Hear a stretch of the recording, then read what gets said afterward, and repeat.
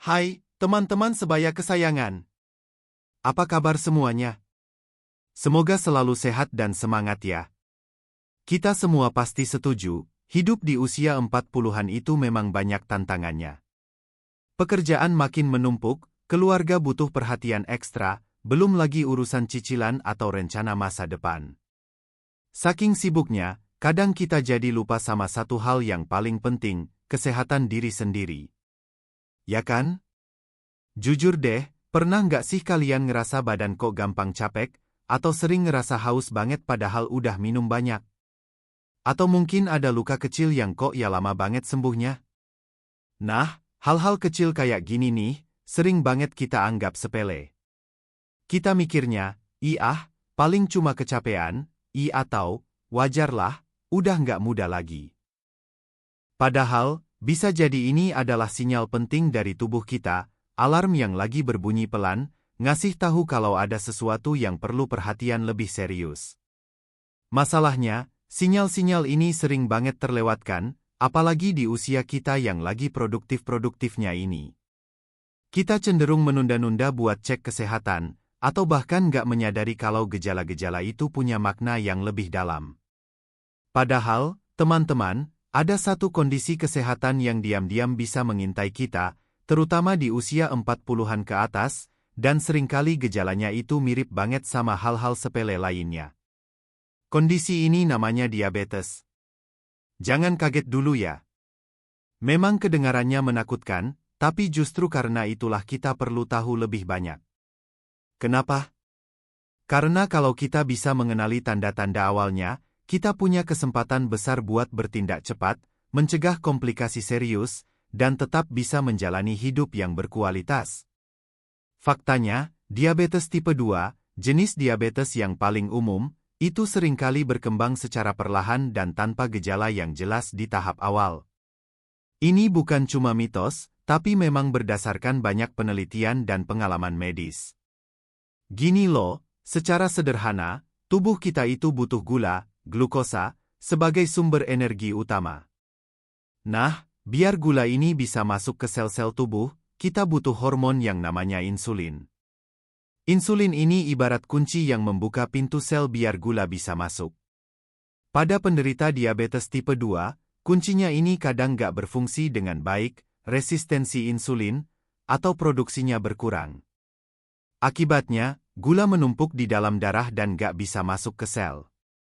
Nah, penumpukan gula inilah yang pelan-pelan bisa merusak organ tubuh kalau dibiarkan terus-menerus. Dan yang bikin miris, banyak orang baru tahu kalau mereka kena diabetes setelah kondisi ini udah cukup parah, bahkan udah muncul komplikasi. Padahal, kalau tahu lebih awal, penanganannya jauh lebih mudah dan hasilnya pun lebih baik. Nah, solusi dari masalah ini sebenarnya sederhana tapi butuh konsistensi. Kita harus lebih peka sama tubuh sendiri dan gak menyepelekan gejala-gejala yang muncul. Anggap aja ini investasi jangka panjang buat kesehatan kita. Bayangkan, kalau kita bisa tahu lebih awal, kita bisa langsung konsultasi ke dokter, mulai pola hidup sehat, dan mungkin minum obat kalau memang diperlukan. Ini jauh lebih baik daripada harus berjuang melawan komplikasi yang udah parah, kan? Jadi, mari kita sama-sama belajar mengenali tanda-tandanya. Ini bukan buat nakut-nakutin, tapi justru buat bikin kita lebih berdaya dan bisa menjaga kesehatan dengan lebih baik. Tips praktisnya, mulai sekarang, coba deh luangkan waktu sejenak setiap hari buat ngobrol sama tubuh kita. Perhatikan, ada nggak sih perubahan kecil yang mungkin selama ini kita abaikan? Misalnya, hari ini aku sering banget ke toilet ya? Atau, kenapa ya aku haus terus padahal udah minum banyak? Catat dalam pikiran, atau kalau perlu, tulis di catatan kecil. Jangan langsung panik, tapi jadikan ini sebagai modal awal untuk mencari tahu lebih lanjut. Ingat, teman-teman, tubuh kita itu pintar banget, dia selalu ngasih sinyal kalau ada sesuatu yang nggak beres. Tugas kita cuma mau dengerin dan merespons sinyal itu dengan bijak. Penasaran kan, apa aja sih 7 tanda awal diabetes yang sering banget terlewatkan ini? Yuk, kita bedah satu persatu biar kita makin waspada dan gak kecolongan. Siap-siap ya, karena informasi ini bisa jadi kunci penting buat kesehatan kita di masa depan. Tanda pertama, sering buang air kecil, poliuria. Pernah nggak sih, teman-teman, lagi asyik nonton film, atau lagi rapat penting di kantor, tiba-tiba perut mules pengen pipis? Sekali dua kali sih wajar ya. Tapi kalau tiap jam, bahkan baru aja keluar toilet udah pengen lagi, itu rasanya kok aneh ya? Apalagi kalau pas malam hari, bolak-balik kamar mandi sampai tidur jadi nggak nyenyak. Rasanya kan ganggu banget, bikin badan jadi lemas besoknya. Kita jadi kurang istirahat, besok paginya bangun dengan mata panda, badan pegal-pegal, dan mood jadi nggak karuan. Ini nih salah satu tanda yang sering banget kita anggap sepele, padahal bisa jadi ini adalah alarm kecil dari tubuh kita. Kita sering mikir, mungkin karena banyak minum kopi tadi pagi, atau, wajarlah, udah tua, kandung kemihnya udah nggak sekuat dulu. Padahal, di balik alasan-alasan sederhana itu, ada kemungkinan besar tubuh kita lagi ngasih tahu sesuatu yang lebih serius. Coba deh kita telah lebih jauh. Sering buang air kecil, atau dalam istilah medisnya disebut poliuria, itu bukan cuma sekadar frekuensi yang meningkat. Tapi juga volume urin yang dikeluarkan itu jadi lebih banyak dari biasanya. Misalnya, kalau dulu kita bisa tahan pipis selama beberapa jam, sekarang rasanya baru 1 jam udah nggak tahan lagi. Atau, kalau dulu malam hari jarang banget bangun buat pipis, sekarang bisa 2-3 kali bahkan lebih. Dan yang lebih bikin kita curiga, ini terjadi terus-menerus, bukan cuma sesekali. Dampaknya ke kehidupan sehari-hari itu lumayan loh. Kita jadi sering terganggu saat bekerja, saat bersosialisasi, bahkan saat lagi santai-santainya sama keluarga. Perjalanan jauh jadi terasa menyiksa karena harus sering mampir toilet. Kualitas tidur juga jadi menurun drastis, yang ujung-ujungnya bikin kita jadi kurang fokus dan gampang emosi. Faktanya, teman-teman, kalau kadar gula dalam darah kita terlalu tinggi, ginjal kita itu kerja keras banget buat nyaring dan buang kelebihan gula itu. Ibaratnya kayak saringan air yang lagi nyaring kotoran banyak banget. Supaya gula itu bisa dibuang, tubuh kita butuh banyak cairan. Makanya, air dari tubuh kita ikut ditarik buat ngencerin gula yang mau dibuang itu. Nah, karena banyak cairan yang ditarik dan dibuang, otomatis kita jadi lebih sering pipis. Bukan cuma sering, tapi volumenya juga jadi lebih banyak dari biasanya. Ini bukan cuma karena kita banyak minum loh, tapi memang karena mekanisme tubuh yang lagi berusaha keras mengatasi kelebihan gula yang menumpuk di dalam darah. Jadi, bayangkan saja, ginjal kita itu seperti mesin cuci yang lagi bekerja ekstra keras. Kalau ada terlalu banyak kotoran, gula, yang harus dicuci, dia akan butuh lebih banyak air dan lebih banyak siklus pencucian. Begitulah kira-kira analoginya. Proses ini terjadi secara terus-menerus selama kadar gula darah kita tinggi. Makanya, wajar kalau kita jadi merasa ingin pipis terus, karena tubuh kita memang sedang mencoba membersihkan diri dari kelebihan gula. Nah, mengenali tanda ini itu penting banget, teman-teman. Kalau kita udah mulai ngerasa kok frekuensi pipis jadi aneh, apalagi kalau disertai rasa haus yang luar biasa, jangan langsung panik ya. Tapi juga jangan diabaikan.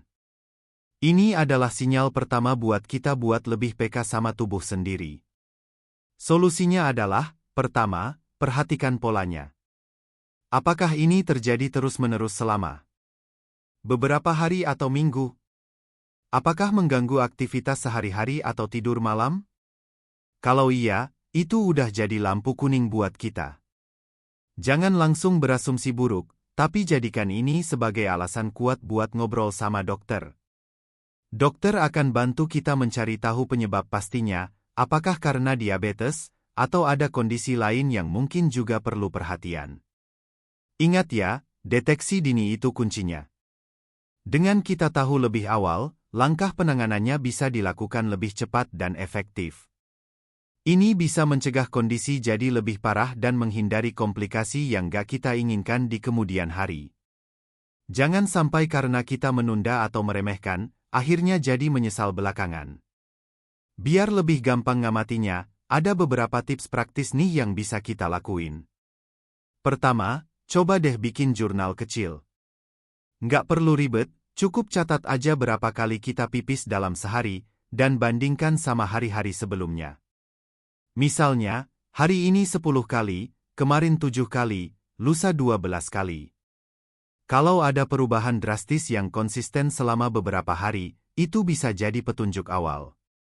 Kedua, perhatikan volume pipisnya. Apakah jadi lebih banyak dari biasanya?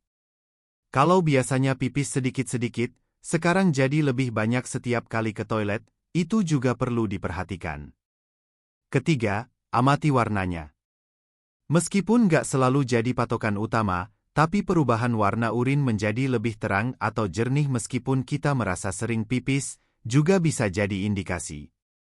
Keempat, jangan langsung menyalahkan diri sendiri atau merasa malu. Ini bukan salah kita, kok. Ini cuma cara tubuh ngasih tahu kalau ada sesuatu yang perlu diperhatikan. Jangan sampai rasa malu atau takut malah bikin kita menunda untuk mencari tahu. Kelima, kalau memang sering pipis, pastikan juga minum air yang cukup. Jangan sampai dehidrasi karena takut pipis terus. Tapi, kalau rasa hausnya juga berlebihan, nah ini makin kuat sinyalnya. Keenam, coba evaluasi kebiasaan minum kita. Apakah kita memang minum lebih banyak kopi, teh, atau minuman manis yang bersifat diuretik, membuat sering pipis? Kalau iya, coba kurangi dan lihat apakah frekuensi pipis berkurang. Tapi, kalau sudah dikurangi dan tetap sering pipis, itu berarti ada hal lain yang perlu diperiksa. Ingat, teman-teman, tubuh kita itu canggih banget. Dia selalu ngasih sinyal kalau ada yang nggak beres. Tugas kita cuma peka dan mau dengerin. Dengan melakukan tips-tips ini, kita sudah selangkah lebih maju dalam menjaga kesehatan diri. Kita jadi punya data awal yang bisa kita sampaikan ke dokter, sehingga dokter juga lebih mudah dalam mendiagnosis dan memberikan saran terbaik. Tapi, sering pipis ini kan biasanya datang berbarengan sama rasa haus yang luar biasa ya? Nah, ini dia tanda kedua yang juga sering banget diabaikan. Kira-kira kenapa ya kita bisa jadi haus banget padahal udah minum banyak? Yuk, kita bahas lebih dalam biar kita makin paham dan gak ada lagi gejala yang terlewatkan. Tanda kedua, sering merasa haus berlebihan, polidipsia. Teman-teman, pernah nggak sih kalian ngerasa tenggorokan kering kerontang, kayak abis lari maraton padahal cuma duduk di kantor? Minum segelas, 2 gelas, bahkan sebotol air putih rasanya kok nggak cukup-cukup ya? Habis minum, nggak lama kemudian udah haus lagi. Rasanya kayak ada sumur kering di dalam tenggorokan yang nggak bisa dipuaskan. Kita jadi bolak-balik dispenser air, bawa botol minum kemana-mana, tapi rasa haus itu tetap aja menghantui. Kita sering mikir, mungkin cuaca lagi panas banget, atau, aku kurang minum nih kayaknya, padahal udah minum banyak banget. Tapi kalau kondisi ini terjadi terus-menerus, bahkan sampai mengganggu aktivitas kita, itu jelas bukan hal yang sepele. Ini adalah tanda kedua yang juga sering banget diabaikan, padahal bisa jadi ini sinyal penting dari tubuh kita. Rasa haus yang berlebihan, atau dalam istilah medis disebut polidipsia, ini adalah salah satu gejala klasik diabetes yang gak boleh kita remehkan. Bayangkan saja, kita lagi presentasi penting di depan klien, atau lagi ngobrol seru sama teman-teman, tiba-tiba tenggorokan kering banget sampai susah ngomong. Atau pas lagi tidur, kebangun tengah malam cuma karena haus yang luar biasa sampai harus minum bergelas-gelas air. Ini kan jelas mengganggu banget ya. Bukan cuma bikin gak nyaman, tapi juga bisa bikin kita jadi kurang fokus dan mudah lelah. Kita jadi sering ke toilet juga karena banyak minum, yang akhirnya jadi lingkaran setan antara haus dan sering pipis. Kondisi ini bisa bikin kita jadi dehidrasi meskipun kita merasa sudah minum banyak. Kenapa bisa begitu? Karena tubuh kita kehilangan banyak cairan lewat urin yang diproduksi secara berlebihan.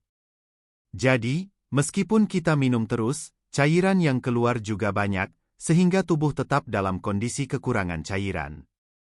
Fakta ilmiahnya gini, teman-teman.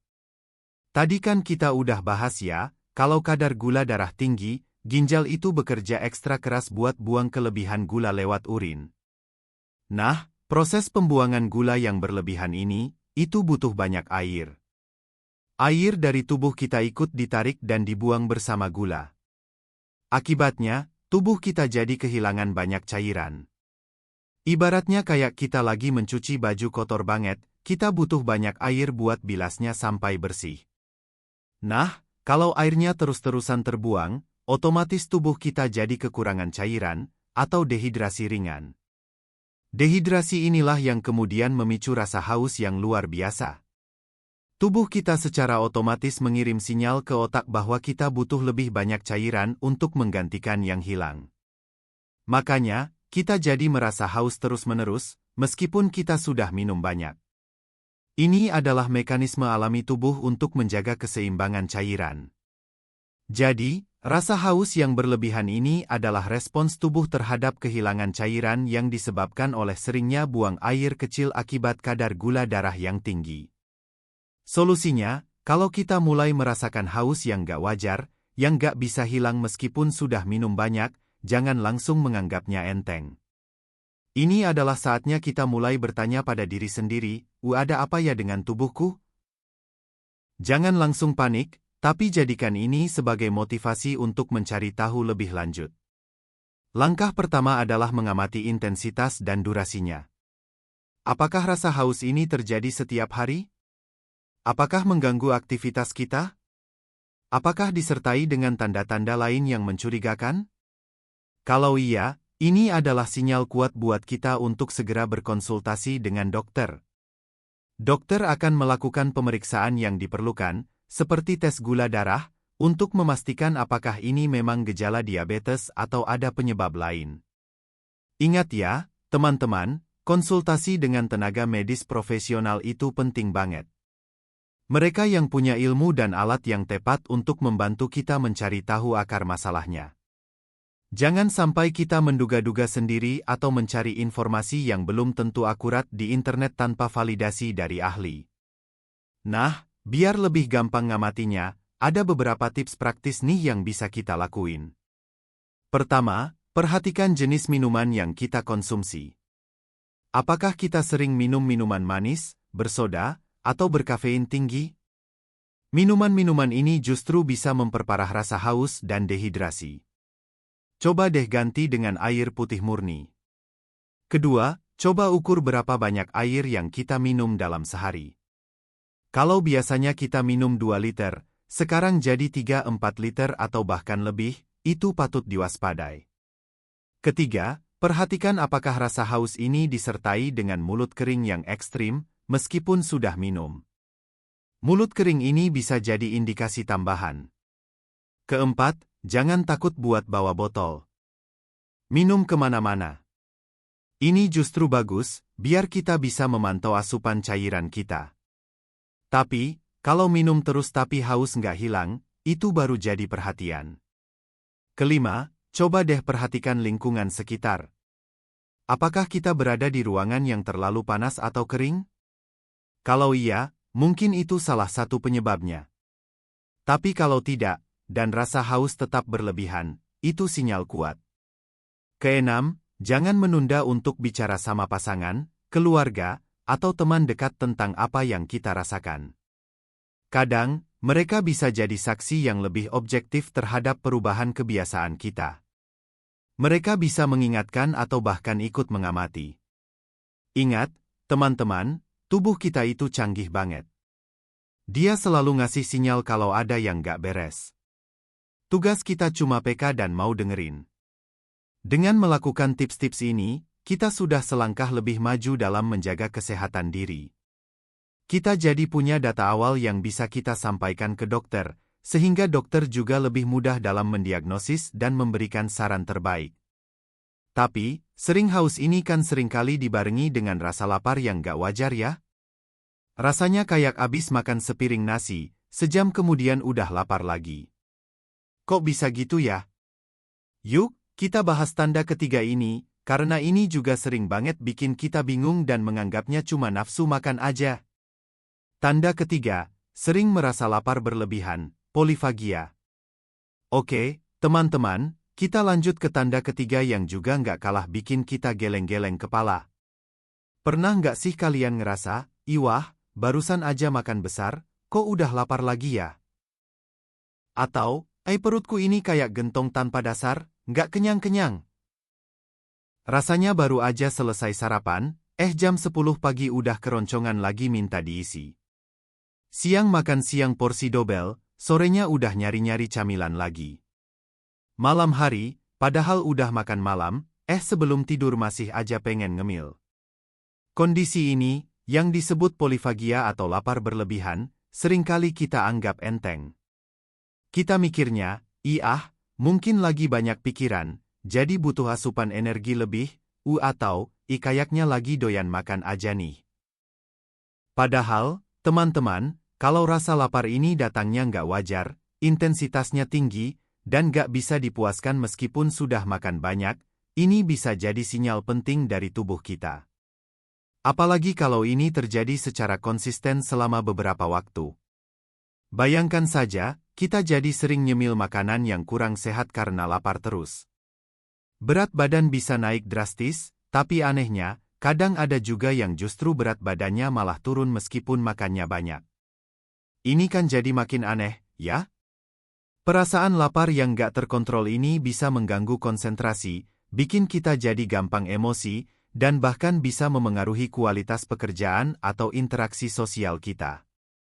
Kita jadi sering mikirin makanan, terganggu kalau belum makan, dan kadang jadi impulsif dalam memilih makanan. Ini bukan cuma masalah nafsu makan yang besar, tapi ada mekanisme di balik itu yang perlu kita pahami. Rasa lapar yang berlebihan ini adalah respons tubuh yang cerdas, tapi sayangnya, dalam kasus diabetes, respons ini muncul karena masalah pada pemanfaatan energi. Fakta ilmiahnya begini, teman-teman. Tadi kita sudah bahaskan kalau pada penderita diabetes, gula yang ada di dalam darah itu nggak bisa masuk ke dalam sel dengan baik karena masalah insulin. Nah, padahal sel-sel tubuh kita itu butuh gula sebagai sumber energi utama buat bekerja. Ibaratnya, ada banyak banget bensin, gula, di tangki, darah, tapi kuncinya, insulin, macet, jadi bensinnya nggak bisa masuk ke mesin, sel. Akibatnya, meskipun di dalam darah banyak gula, sel-sel tubuh kita itu tetap kelaparan energi. Mereka nggak mendapatkan bahan bakar yang cukup. Ketika sel-sel tubuh kita kelaparan, otak kita menerima sinyal bahwa tubuh kita butuh lebih banyak energi. Responsnya adalah, otak memicu rasa lapar yang luar biasa. Jadi, tubuh kita itu sebenarnya lagi berusaha keras buat mendapatkan energi yang dia butuhkan, tapi karena ada masalah di tingkat sel, seberapa banyak pun kita makan, gula yang masuk ke darah tetap nggak bisa dimanfaatkan dengan optimal oleh sel. Makanya, kita jadi merasa lapar terus-menerus, meskipun kita sudah makan banyak. Ini adalah lingkaran setan yang bisa terjadi pada penderita diabetes. Solusinya, kalau kita merasakan gejala lapar yang gak wajar ini, jangan langsung menyimpulkan sendiri. Ini adalah saatnya kita mulai mencatat pola makan kita. Seberapa sering kita makan? Apa saja yang kita makan?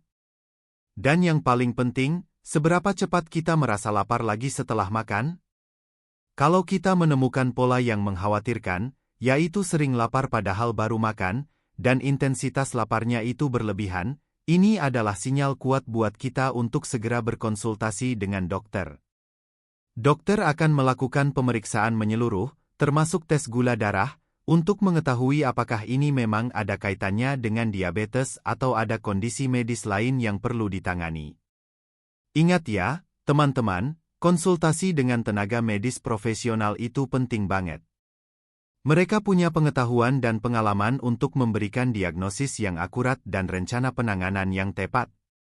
Jangan sampai kita menunda-nunda karena takut atau malu, karena semakin cepat kita tahu, semakin cepat pula kita bisa mengambil tindakan untuk menjaga kesehatan kita.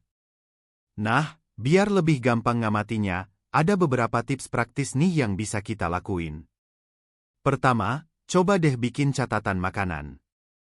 Nggak perlu ribet, Cukup tulis aja apa yang kita makan, jam berapa, dan kapan kita mulai merasa lapar lagi. Ini bisa membantu kita melihat pola makan dan rasa lapar yang muncul. Kedua, perhatikan jenis makanan yang kita konsumsi. Apakah kita sering makan makanan tinggi karbohidrat olahan dan gula? Makanan seperti ini bisa menyebabkan lonjakan gula darah yang cepat, lalu turun drastis, yang akhirnya memicu rasa lapar lagi.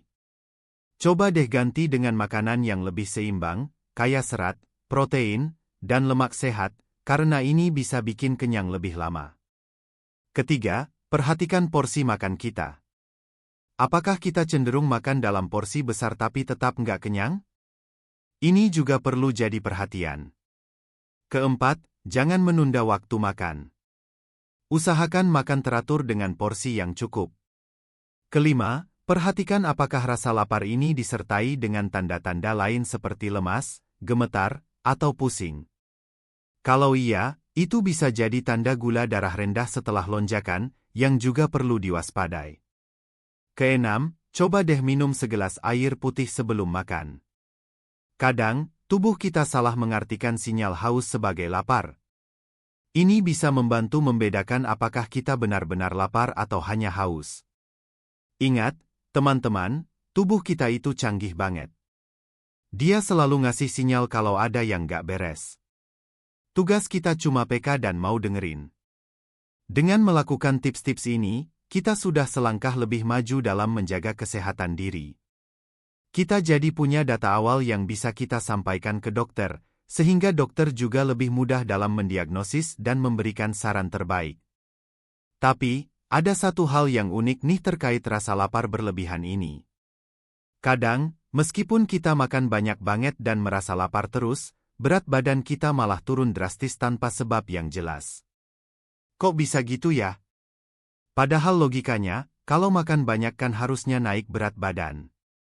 Nah, ini dia tanda keempat yang juga sering bikin kita bingung dan salah paham. Yuk, kita selami lebih dalam biar kita nggak salah mengartikan sinyal tubuh lagi. Tanda keempat, penurunan berat badan tanpa sebab jelas.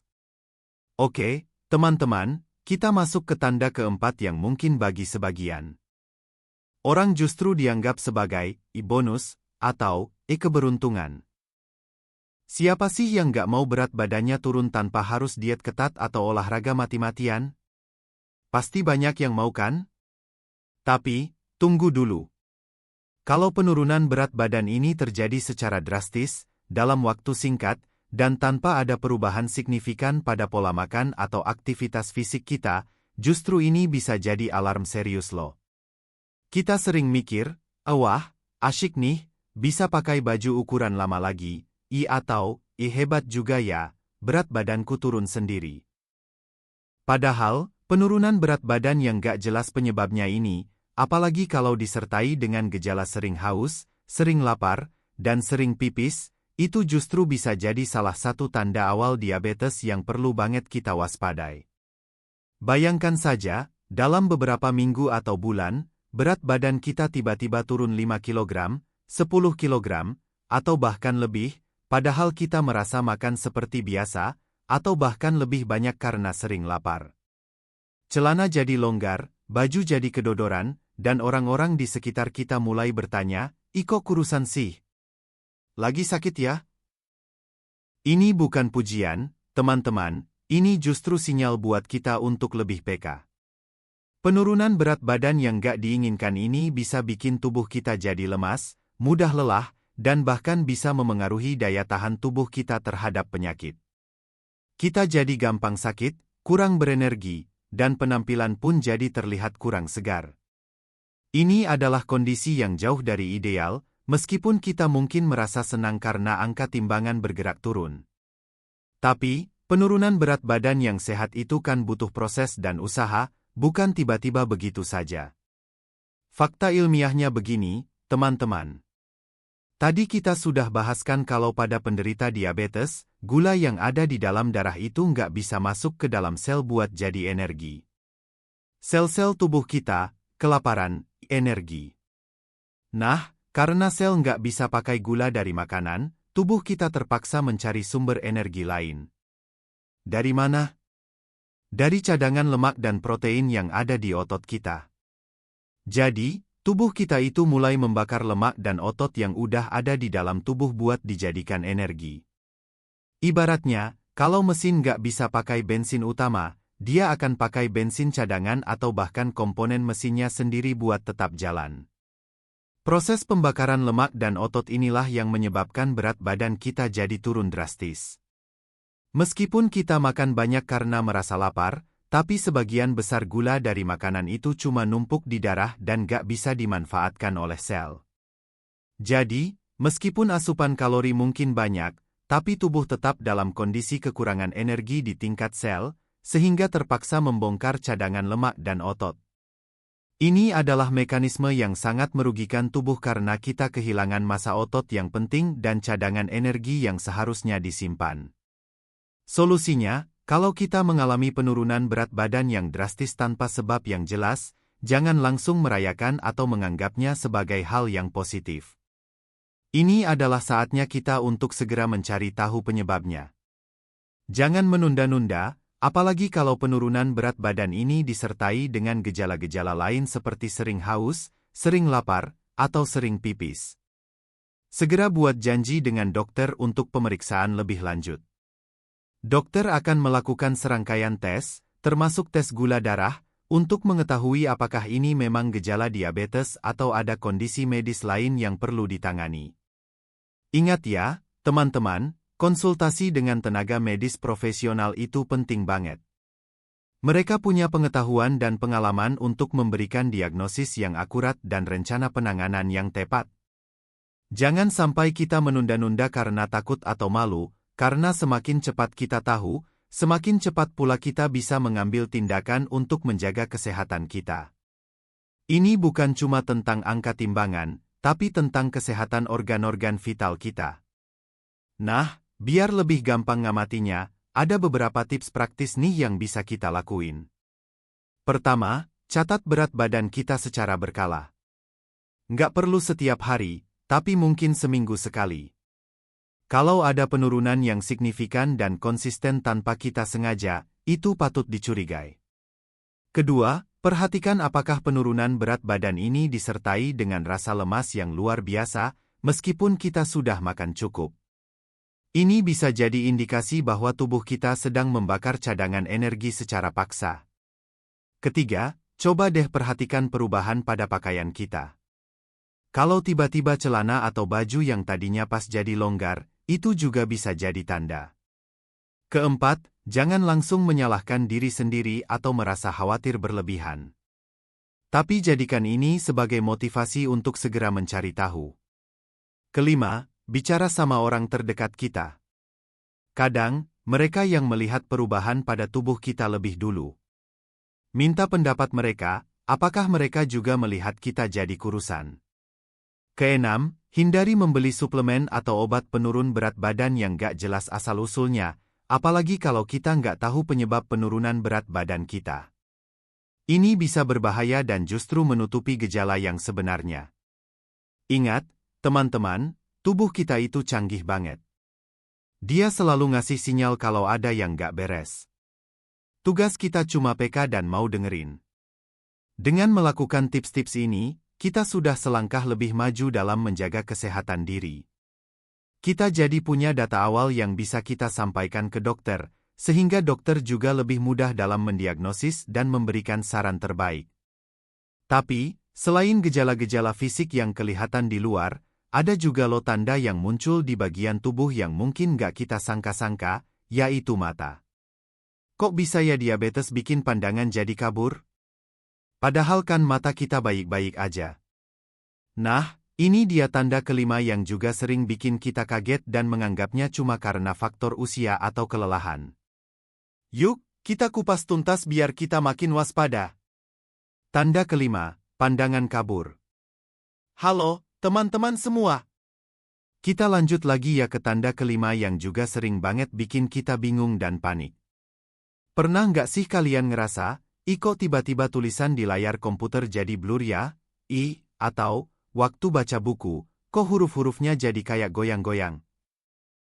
Kita seringkali menganggap ini sebagai hal biasa, mungkin karena terlalu lama di depan gadget, atau, wajarlah, udah usia 40-an, mata kan udah nggak sejelas dulu. Kita buru-buru beli kacamata baru, atau pakai tetes mata, tapi masalahnya kok nggak kunjung selesai ya? Malah kadang pandangan kaburnya itu datang dan pergi, bikin kita makin pusing. Nah, teman-teman, kalau pandangan kabur ini sering muncul, apalagi kalau disertai dengan gejala lain yang udah kita bahas sebelumnya, ini bisa jadi sinyal penting dari tubuh kita. Pandangan kabur, atau dalam istilah medis disebut juga sebagai retinopati diabetik, pada kasus yang lebih parah, ini adalah salah satu komplikasi awal diabetes yang gak boleh kita sepelekan sama sekali. Bayangkan saja, kita lagi nyetir mobil, tiba-tiba pandangan jadi agak kabur, bikin kita jadi nggak fokus dan khawatir. Atau pas lagi kerja, mata jadi cepat lelah karena harus berusaha keras buat melihat dengan jelas. Ini jelas mengganggu banget aktivitas sehari-hari kita. Bukan cuma bikin nggak nyaman, tapi juga bisa membahayakan keselamatan kita dan orang lain. Kita jadi sering mengucek mata, merasa mata kering, atau bahkan sakit kepala karena berusaha keras menyesuaikan pandangan. Dan yang lebih parah, kalau dibiarkan terus-menerus, pandangan kabur ini bisa berkembang menjadi masalah mata yang lebih serius, bahkan sampai kebutaan.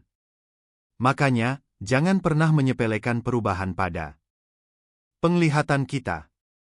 Mata adalah jendela dunia, dan kita harus menjaganya sebaik mungkin. Fakta ilmiahnya begini, teman-teman. Ketika kadar gula dalam darah kita terlalu tinggi, ini bisa memengaruhi berbagai organ tubuh, termasuk mata kita, khususnya lensa mata. Lensa mata kita itu kan fungsinya buat fokusin cahaya ke retina biar kita bisa melihat dengan jelas. Nah, kalau gula darah tinggi, cairan di dalam tubuh kita, termasuk yang ada di lensa mata, bisa jadi nggak seimbang. Kelebihan gula bisa menyebabkan lensa mata kita membengkak.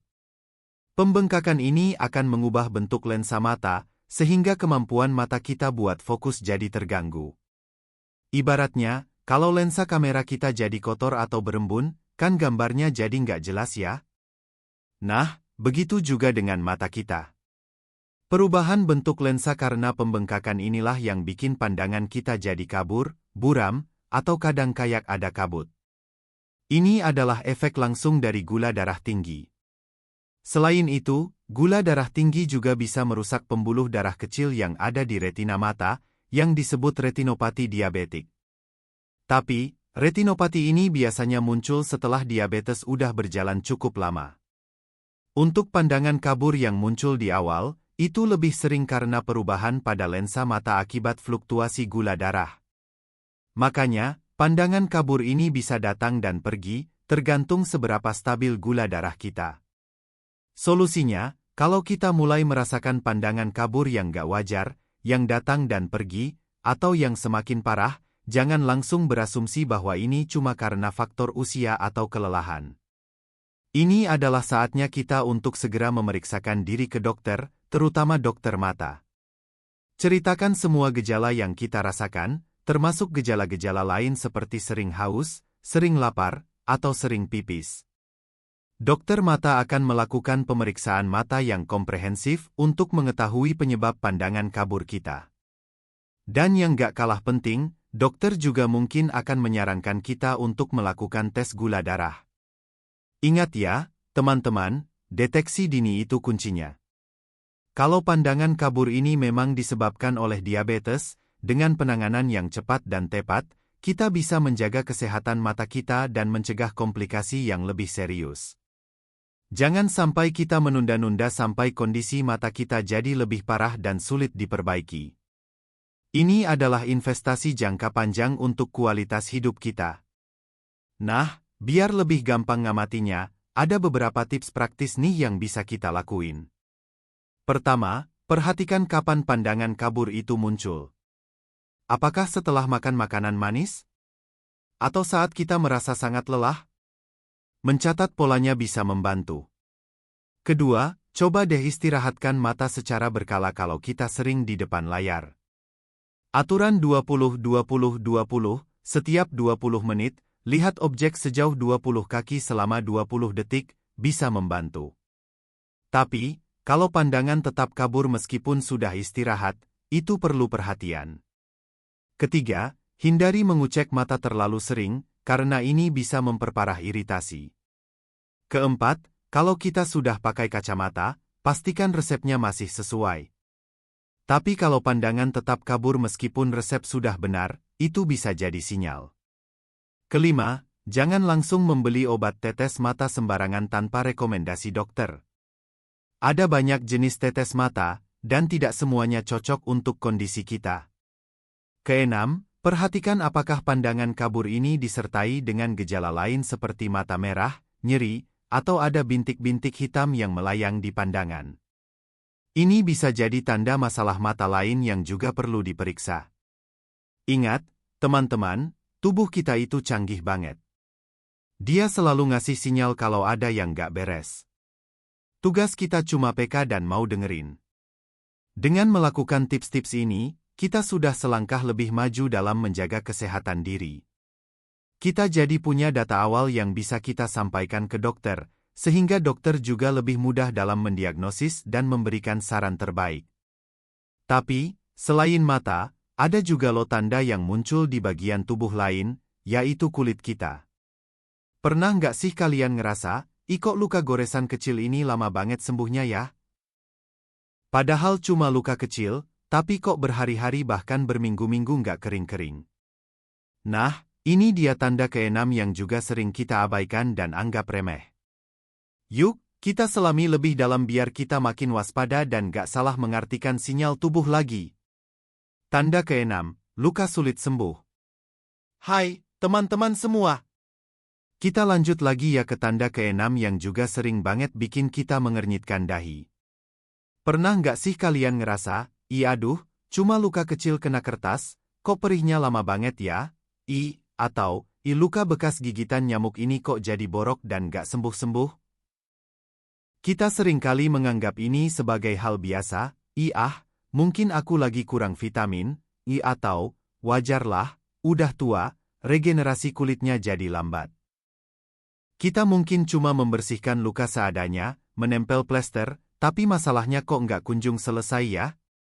Malah kadang lukanya jadi meradang, bengkak, atau bahkan bernanah.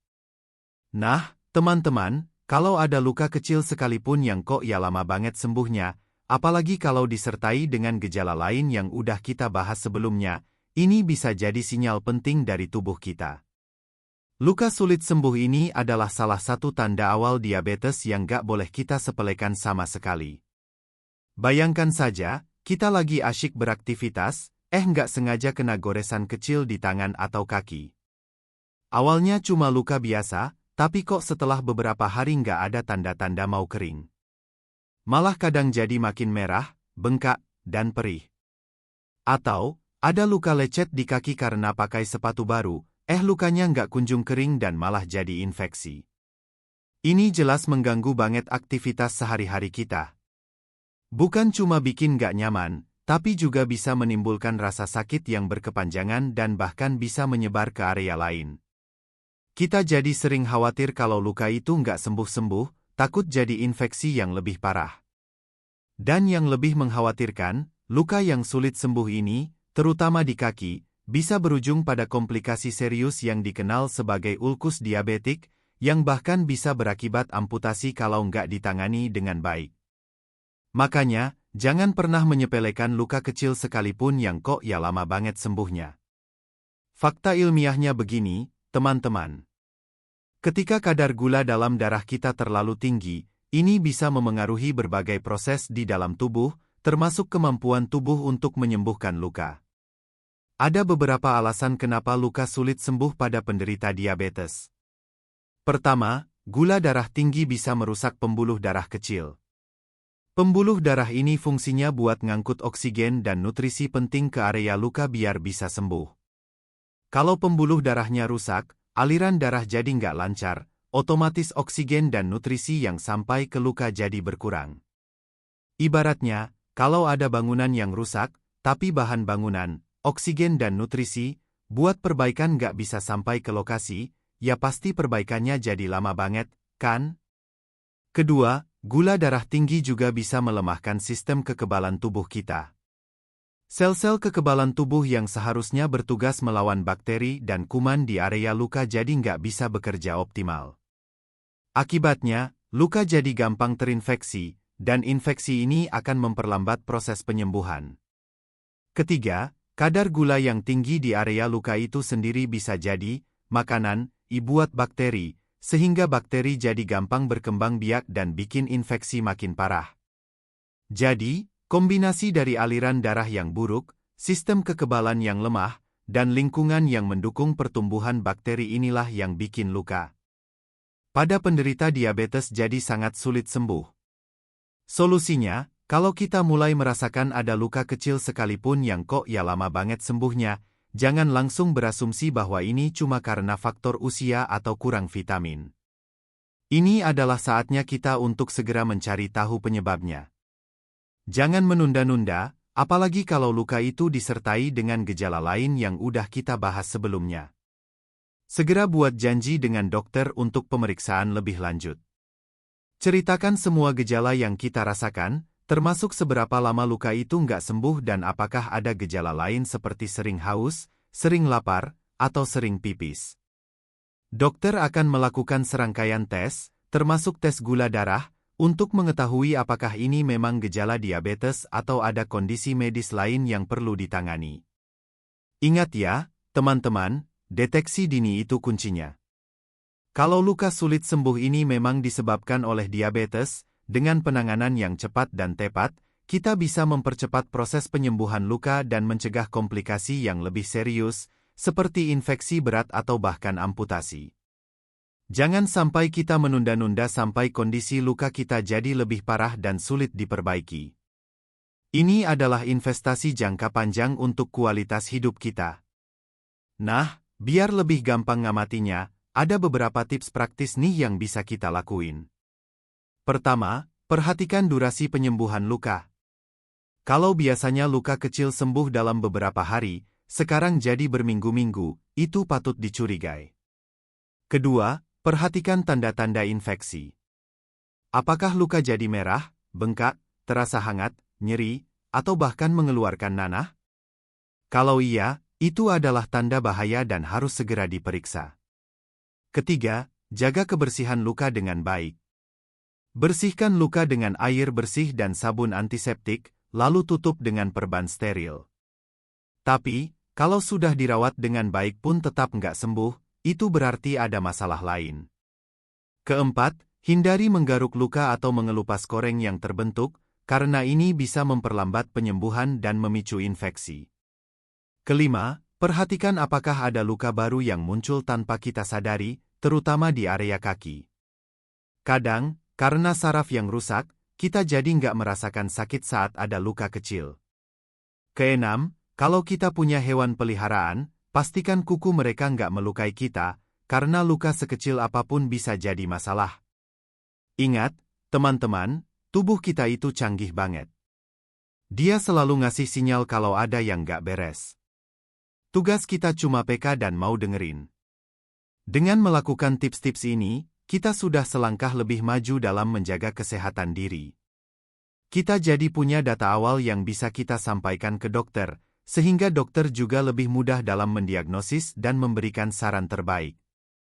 Tapi, selain luka yang sulit sembuh, ada juga loh tanda yang muncul di seluruh tubuh kita, yaitu rasa lelah yang luar biasa.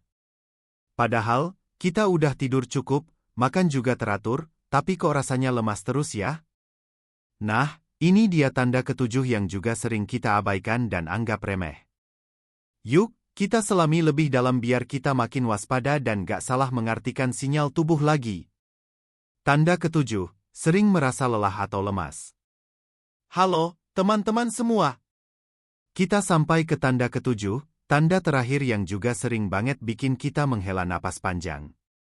Pernah nggak sih kalian ngerasa, aduh, padahal semalam udah tidur 8 jam, tapi kok bangun-bangun badan rasanya lemes banget ya? Atau, baru juga jalan sebentar, udah ngos-ngosan dan rasanya mau pingsan? Kita seringkali menganggap ini sebagai hal biasa, mungkin karena banyak kerjaan, atau, wajarlah, udah usia 40-an, energi kan nggak sebanyak dulu. Kita mungkin cuma minum kopi lebih banyak, atau mencoba istirahat seadanya, tapi masalahnya kok rasa lelah ini nggak kunjung hilang ya? Malah kadang bikin kita jadi nggak semangat buat ngapa-ngapain, malas gerak, dan produktivitas pun jadi menurun drastis. Nah, teman-teman, kalau rasa lelah yang luar biasa ini sering muncul, nggak hilang meskipun sudah istirahat cukup, apalagi kalau disertai dengan gejala lain yang udah kita bahas sebelumnya, ini bisa jadi sinyal penting dari tubuh kita. Sering merasa lelah atau lemas ini adalah salah satu tanda awal diabetes yang nggak boleh kita sepelekan sama sekali. Bayangkan saja, kita lagi asyik main sama anak-anak, tiba-tiba badan rasanya lemas banget sampai nggak sanggup lagi ngikutin mereka. Atau pas lagi rapat penting di kantor, mata jadi berat, pikiran jadi buyar, dan rasanya cuma pengen rebahan. Ini jelas mengganggu banget aktivitas sehari-hari kita. Bukan cuma bikin nggak nyaman, tapi juga bisa memengaruhi kualitas hidup kita secara keseluruhan. Kita jadi sering menunda pekerjaan, malas bersosialisasi, dan bahkan bisa memengaruhi hubungan dengan orang-orang terdekat. Kita jadi sering merasa nggak berdaya, mudah tersinggung, dan motivasi pun jadi menurun. Rasa lelah yang kronis ini bukan cuma masalah fisik, tapi juga bisa memengaruhi kesehatan mental kita. Dan yang lebih mengkhawatirkan, rasa lelah ini bisa jadi pertanda bahwa tubuh kita sedang berjuang keras menghadapi sesuatu yang nggak beres di dalamnya. Fakta ilmiahnya begini, teman-teman. Tadi kita sudah bahaskan kalau pada penderita diabetes, gula yang ada di dalam darah itu nggak bisa masuk ke dalam sel buat jadi energi. Sel-sel tubuh kita, kelaparan, energi, meskipun di dalam darah banyak gula. Nah, karena sel-sel tubuh nggak mendapatkan bahan bakar yang cukup, otomatis seluruh sistem tubuh kita jadi kekurangan energi. Ibaratnya, kalau mobil kita kehabisan bensin, ya pasti nggak bisa jalan, kan? Meskipun tangki bensin terlihat penuh, gula darah tinggi, tapi bensinnya nggak bisa sampai ke mesin, sel. Akibatnya, tubuh kita jadi lemas, lesu, dan gampang capek. Bukan cuma itu, sering buang air kecil yang kita bahas di awal tadi juga bisa bikin tubuh kita dehidrasi. Dehidrasi ini juga bisa memperparah rasa lelah. Ditambah lagi, gula darah tinggi juga bisa menyebabkan peradangan kronis di dalam tubuh, yang juga berkontribusi pada rasa lelah yang persisten. Jadi, kombinasi dari sel-sel yang kelaparan energi, dehidrasi, dan peradangan kronis inilah yang bikin penderita diabetes sering merasa lelah yang luar biasa, meskipun sudah istirahat cukup. Solusinya, kalau kita mulai merasakan rasa lelah yang gak wajar, yang gak hilang meskipun sudah istirahat cukup, jangan langsung berasumsi bahwa ini cuma karena faktor usia atau kecapean biasa. Ini adalah saatnya kita untuk segera mencari tahu penyebabnya. Jangan menunda-nunda, apalagi kalau rasa lelah ini disertai dengan gejala-gejala lain yang udah kita bahas sebelumnya. Segera buat janji dengan dokter untuk pemeriksaan lebih lanjut. Ceritakan semua gejala yang kita rasakan, termasuk seberapa sering kita merasa lelah, seberapa parah, dan apakah ada gejala lain seperti sering haus, sering lapar, sering pipis, pandangan kabur, atau luka sulit sembuh. Dokter akan melakukan serangkaian tes, termasuk tes gula darah, untuk mengetahui apakah ini memang gejala diabetes atau ada kondisi medis lain yang perlu ditangani. Ingat ya, teman-teman, deteksi dini itu kuncinya. Kalau rasa lelah ini memang disebabkan oleh diabetes, dengan penanganan yang cepat dan tepat, kita bisa mendapatkan kembali energi kita dan meningkatkan kualitas hidup kita. Jangan sampai kita menunda-nunda sampai kondisi kita jadi lebih parah dan sulit diperbaiki. Ini adalah investasi jangka panjang untuk kualitas hidup kita. Nah, biar lebih gampang ngamatinya, ada beberapa tips praktis nih yang bisa kita lakuin. Pertama, perhatikan pola tidur kita. Apakah kita sudah tidur cukup tapi tetap merasa lelah? Atau justru kita sering terbangun di malam hari karena sering pipis? Catat polanya. Kedua, perhatikan asupan makanan kita. Apakah kita sering makan makanan yang bikin gula darah naik turun drastis? Coba deh ganti dengan makanan yang lebih seimbang dan kaya serat. Ketiga, coba deh lakukan aktivitas fisik ringan secara teratur, meskipun kita merasa lelah. Kadang, olahraga justru bisa meningkatkan energi. Tapi, kalau rasa lelahnya terlalu parah, jangan dipaksakan dan segera konsultasi ke dokter. Keempat, hindari mengonsumsi kafein atau minuman berenergi secara berlebihan untuk mengatasi rasa lelah, karena ini hanya akan memberikan energi sesaat dan bisa memperparah kondisi. Kelima, perhatikan apakah rasa lelah ini disertai dengan gejala lain seperti pusing, mual, atau sakit kepala. Ini bisa jadi tanda masalah kesehatan lain yang juga perlu diperiksa. Keenam, jangan ragu untuk bicara sama orang terdekat kita tentang apa yang kita rasakan. Mereka bisa memberikan dukungan dan membantu kita untuk mencari solusi. Ingat, teman-teman, tubuh kita itu canggih banget. Dia selalu ngasih sinyal kalau ada yang gak beres. Tugas kita cuma peka dan mau dengerin.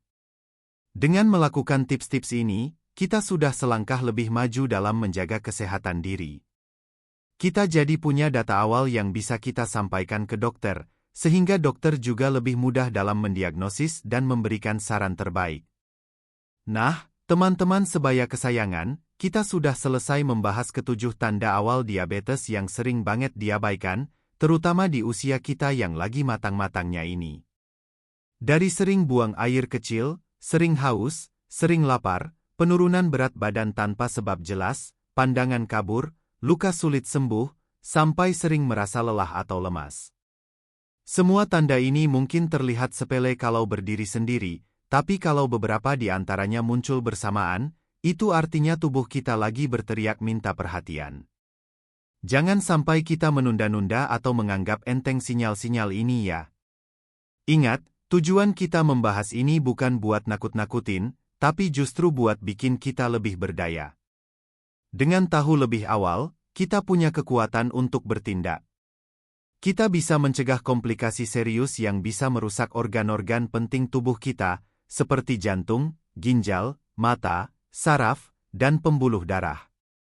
Bayangkan saja, kalau kita bisa deteksi dini, kita bisa langsung mengubah gaya hidup jadi lebih sehat, mulai dari pola makan yang lebih baik, rutin berolahraga, mengelola stres, sampai mungkin minum obat kalau memang diperlukan. Ini semua demi kualitas hidup kita di masa depan, demi bisa terus berkumpul dengan keluarga, mengejar impian, dan menikmati setiap momen berharga. Jadi, mulai sekarang, yuk kita lebih peka sama tubuh sendiri. Jadikan tubuh kita sebagai sahabat terbaik yang selalu ngasih tahu kalau ada sesuatu yang gak beres. Jangan pernah merasa malu atau takut buat konsultasi ke dokter. Dokter itu partner kita dalam menjaga kesehatan, bukan musuh yang harus dihindari. Semakin cepat kita tahu, semakin cepat pula kita bisa mengambil langkah antisipasi, dan semakin besar pula peluang kita untuk tetap sehat dan bugar sampai usia senja. Mari kita jadikan kesehatan sebagai prioritas utama. Karena tanpa tubuh yang sehat, semua impian dan rencana indah kita mungkin akan sulit tercapai. Jadi, jangan tunda lagi ya. Luangkan waktu sejenak untuk mengevaluasi diri, dan kalau ada gejala yang mencurigakan, segera ambil tindakan. Ingat, teman-teman, kita semua punya kekuatan untuk menjaga kesehatan diri sendiri. Semangat! Yuk, teman-teman, mari kita saling berbagi dan mendukung.